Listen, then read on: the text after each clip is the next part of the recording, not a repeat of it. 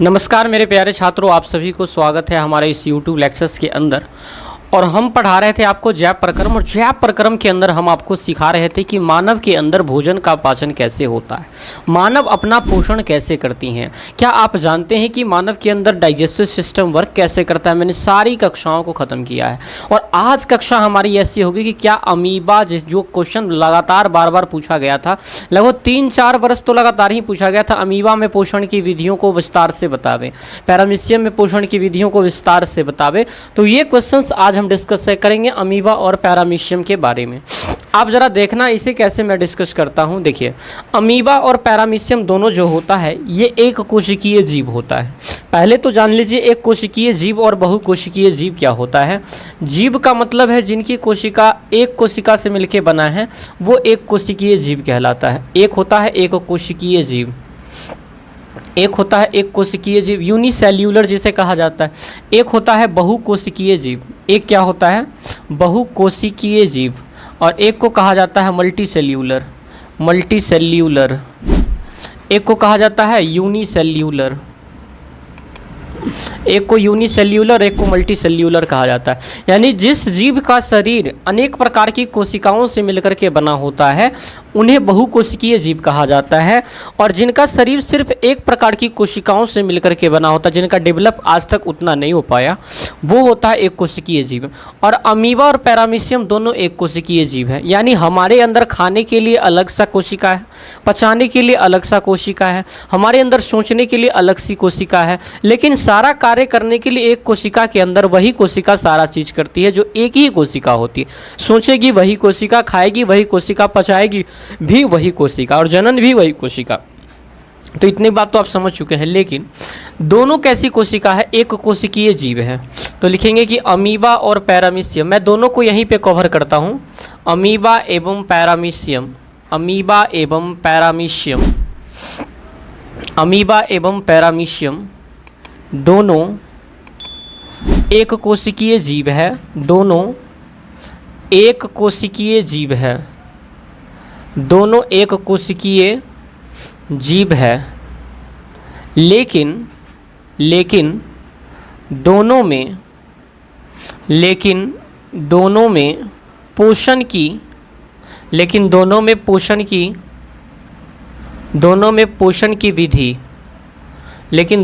पोषण की विधि अलग अलग है। दोनों में पोषण की विधि कैसा है, अलग अलग है। सबसे पहले हमने क्या लिखा कि अमीबा और पैरामीशियम दोनों में पोषण के तरीके अलग अलग हैं।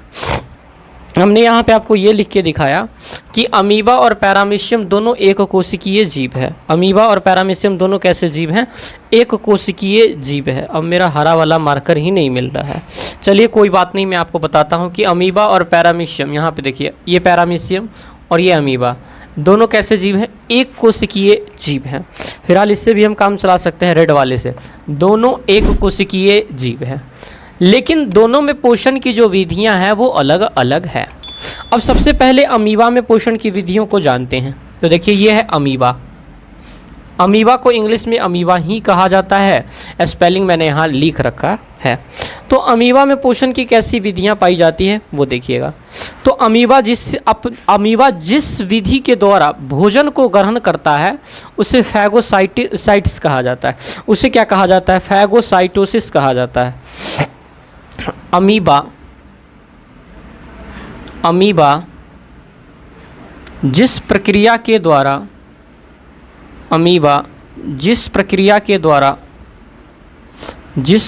द्वारा अपना भोजन ग्रहण करती है, अपना भोजन ग्रहण करती है उसे फैगोसाइटोसिस कहा जाता है। यानी पेड़ पौधा में भी आपने सीखा था कि पेड़ पौधा जिस प्रक्रिया के द्वारा अपना भोजन करती हैं उसे क्या कहा जाता है, प्रकाश संश्लेषण या फोटोसिंथेसिस कहा जाता है। लेकिन अमीबा अपना भोजन जिस प्रक्रिया के द्वारा करती है उसे क्या कहा जाता है, तो उसे कहा जाता है फैगोसाइटोसिस कहा जाता है। अब अमीबा अपना भोजन ग्रहण कैसे करती है, इन बातों को देखिएगा। तो देखिए ये अमीबा है, ये अमीबा है, मान लीजिए ये अमीबा का हमने एक पिक्चर बनाया। तो अमीबा का आकार कैसा होता है अगर आपसे कोई पूछे, तो ये अमीबा का आकार जो होता है अनिश्चित आकार का होता है। मतलब इसका कोई फिक्स्ड स्ट्रक्चर नहीं है कि ये इस आकार का होगा। अमीबा का जो आकार होता है वो अनिश्चित आकार का होता है, इसका आकार निश्चित नहीं होता। ये भी बात हम लिख लेते हैं। देखिए अमीबा का जो आकार होता है, लिखेंगे कि अमीबा निश्चित आकार का नहीं होता है। सारा बात को नोट करते रहिएगा, अमीबा निश्चित आकार का नहीं होता है। अमीबा जो होता है वो भोजन को ग्रहण करता किस प्रकार से है वो देखिए। जैसे मान लीजिए ये हमारा अमीबा है, ये हमारा अमीबा और अमीबा का ये केंद्रक है। अमीबा है ये हमारा। अब अमीबा देखेगा इस वाले पोषण, मान लीजिए ये इसका भोजन है। अमीबा ने क्या देखा, इस भोजन को देखा। अमीबा में हमने पोषण को अपनी नहीं समझाया है, तो देखिए अमीबा में पोषण को समझा रहे हैं। अमीबा ने किसको देखा, भोजन को देखा। अब जैसे ही अमीबा भोजन को देखेगी, जैसे ही अमीबा जो है वो भोजन को देखेगी, तो कुछ प्रक्रिया इस प्रकार से होगी। ये क्या करेगी, इस भोजन को ग्रहण करने के लिए अपने संरचना में परिवर्तन करेगी। यानी अमीबा जो अपना है शरीर वो ऐसा बनाएगी कि भोजन उसके अंदर समा जाए। तो ये क्या करेगी, जो इसका संरचना कुछ इस तरह से था, इसकी संरचना को ये अब ऐसे बनाएगी और ये भोजन को ऐसे कर देगी। यानी ये अब ये जो वैक्यूल्स आप देख पा रहे हैं, ये जो सिस्टम इसने तैयार किया है ये वाली, जैसे मैं एक और पेन से दर्शाता हूँ ताकि आप इसे आसानी से समझ पाएँ। ये वाली संरचना जो आप इसका देख पा रहे हैं, ये वाला, ये उंगली जैसी संरचना जो अपने अंदर बनाई है, वो इसलिए बनाई है ताकि ये जो भोजन है गोला सा, ये जो भोजन है हमारा, ये जो भोजन है हमारा, ये इसमें जाकर के क्या हो सके, समझ सके। तो अपने सतह पर ये उंगली जैसी संरचना बनाती है, यानी झूठा एक पैर का निर्माण करती है, जिसे इंग्लिश में कहा जाता है स्यूडोपोडिया। क्या कहा जाता है, स्यूडोपोडिया कहा जाता है। और स्यूडोपोडिया का मतलब होता है झूठा पैर। क्या नाम होता है, झूठा पैर। झूठा पैर बनाती है। झूठा पैर क्यों बनाती है सर, ताकि भोजन इसमें आकर के ग्रहण हो सके। और तत्पश्चात क्या होता है, ये अमीबा का जो स्ट्रक्चर्स था, ये अमीबा का जो स्ट्रक्चर्स था, इसमें ये खाना आ जाता है और अमीबा इसमें कुछ एंजाइम्स वगैरह को मिला करके इसको पचा लेती है। अमीबा इसको एंजाइम्स मिला करके इसे पचा लेती है, इसे झूठा पैर कहा जाता है। तो अमीबा अपने शरीर पर क्या करती है, भोजन को ग्रहण करने के लिए उंगली जैसी संरचना बनाती हैं, जिसे झूठा पैर या इंग्लिश में स्यूडोपोडिया कहा जाता है। क्या कहा जाता है, स्यूडोपोडिया कहा जाता है। देखिए स्यूडोपोडिया कहा जाता है, इसको मैं यहाँ से लिख देता हूँ, इसे मिटा देता हूँ आगे। देखिए तो लिखते हैं कि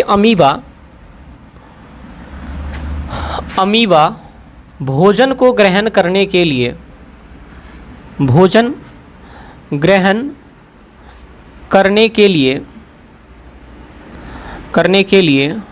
अपने शरीर में उंगली जैसी संरचना बनाती है। उंगली जैसी संरचना बनाती है। मिली जो तेरी नैना बनाती है, जिसे झूठा पैर या इंग्लिश में स्यूडोपोडिया कहते हैं, पी से स्टार्ट होता है, स्यूडोपोडिया कहा जाता है। स्यूडोपोडिया कहा जाता है। अब इसके द्वारा भोजन क्या होगा, इसके शरीर के अंदर चला जाता है और वो कुछ एंजाइम्स वगैरह का सिक्रेशन करती हैं और इस तरफ से वो जो भोजन होता है वो फूड वैक्यूल में जा कर के चली जाती है और उसके अंदर वो कुछ एंजाइम्स निकालती है और भोजन जो होता है वो कोशिका द्रव्य में मिल जाती है और अवशेष भोजन जो होता है, देखिए जैसे ही भोजन इसके अंदर गया तो फूड वैक्यूल्स में भोजन चला जाता है, भोजन रसधानी में जाता है और ये भोजन रसधानी में जाने के बाद कोशिका क्या करती है, कुछ एंजाइम्स निकालती हैं, वो एंजाइम मुझे भी पता नहीं है और उसके द्वारा इस भोजन को वो पचाती है, लेकिन बाकी जो अवशिष्ट पदार्थ बच जाते हैं वो यहाँ से फट करके कोशिका से बाहर निकल जाती है। ये सारी प्रक्रिया एक ही कोशिका के द्वारा कराया जाता है, जो मैं लिखता हूँ उतना ही आपको लिखना पड़ता है। कहा जाता है इस झूठा पैर कहा जाता है। इसके द्वारा वह भोजन को भोजन रसधानी में ले जाती है, भोजन को अपने अंदर फूड वैक्यूल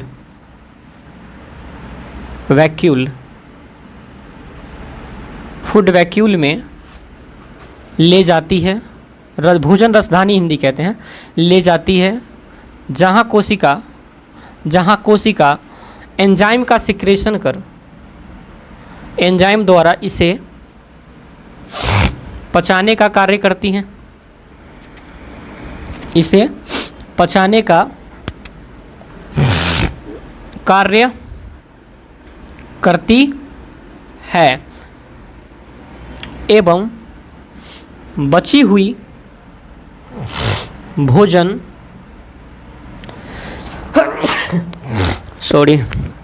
एवं बची हुई भोजन कोशिका के माध्यम से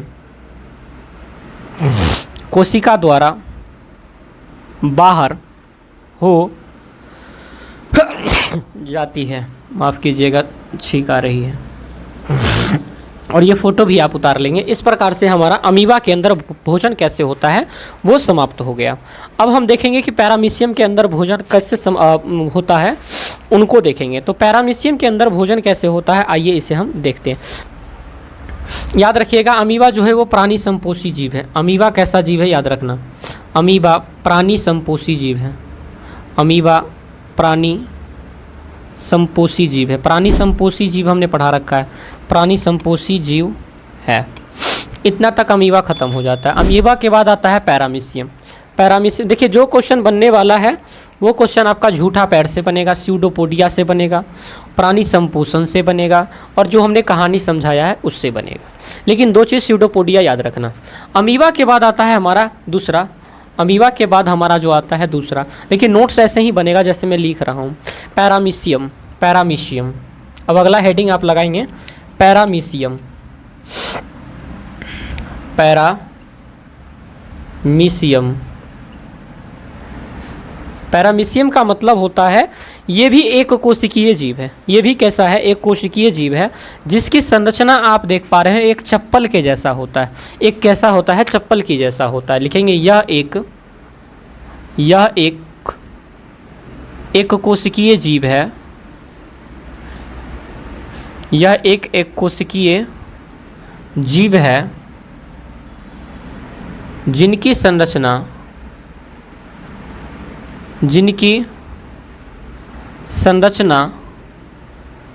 चप्पल जैसी होती है। चप्पल जैसी होती है, जिनकी जो संरचना होती है वो चप्पल के जैसा होता है। अब मैं आप इसे देखता हूँ कि ये भोजन को ग्रहण कैसे करती है।